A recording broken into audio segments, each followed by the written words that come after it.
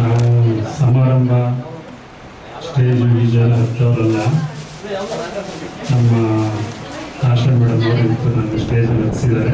Thank you very much.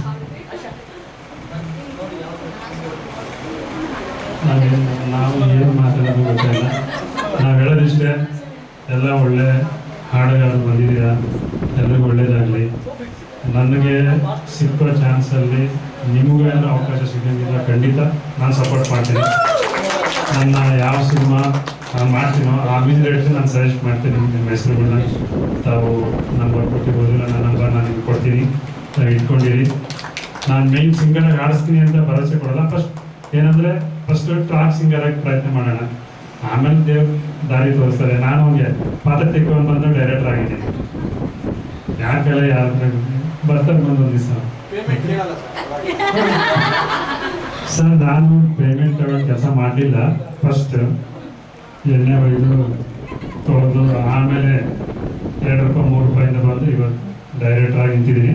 But ಒಬ್ಬ ಡೈರೆಕ್ಟ್ರು ನಾನು ಗೆದ್ದೀನಿ ಅಂತ ಹೇಳಲ್ಲ, ಗೆಲ್ಲೋ ಪ್ರಯತ್ನ ಮಾಡ್ತಿದ್ದೀನಿ. ನೋಡೋಣ ಅವಾಗ ಏನಾಗುತ್ತೆ. ಯಾಕಂದರೆ ಒಬ್ಬ ಡೈರೆಕ್ಟ್ರ್ ಗೆಲ್ಲೋವರೆಗೂ ಅವ್ರು ಕೂಡ ಪೇಮೆಂಟು, ಗೆದ್ದ ಮೇಲೆ ಡೈರೆಕ್ಟ್ರ್ ಎಲ್ಲ ಪೇಮೆಂಟ್ ಸಿಗುತ್ತೆ, ಆವಾಗಲೇ ಡೈರೆಕ್ಟ್ರ್ ಗೆದ್ದಂಗೆ. Thank you.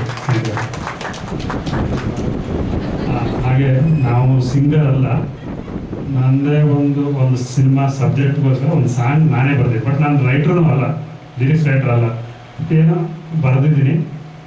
ತಾವೆಲ್ಲ ಒಪ್ಪಿದ್ರೆ ಒಂದು ಪಲ್ಲವಿ ಹಾಡ್ತೀನಿ ಅಷ್ಟೇ.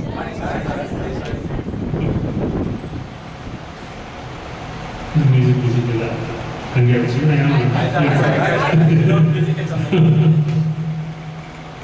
ಪ್ರೀತಿಸೋದಕ್ಕೆ ಒಂದು ಪ್ರೀತಿಯ ಮಾತು ನಂದು, ಪ್ರೀತಿಸೋದಕ್ಕೆ ಒಂದು ಪ್ರೀತಿಯ ಮಾತು ನಂದು, ತಿಳಿಸೋದು ಹೇಗೆ ಎಂದು ತಿಳಿಯೇನೆ ನಾನು. ಸೇರಿಯಲ್ಲಿ ಎಂದು ಸೇರೋದು ನಾವು ಎಂದು, ಪ್ರೀತಿಸೋದಕ್ಕೆ ಒಂದು ಪ್ರೀತಿಯ ಮಾತು ನಂದು. ಅಷ್ಟೇ ನಮ್ಮ ಮಾತು. Thank you. ಥ್ಯಾಂಕ್ಸ್ ಸರ್, ನಮಗೆ ಟೈಮ್ ಕೊಟ್ಟು ನೀವು ಬಂದಕ್ಕೆ ಧನ್ಯವಾದಗಳು ಸರ್, ಖುಷಿ ಆಯಿತು.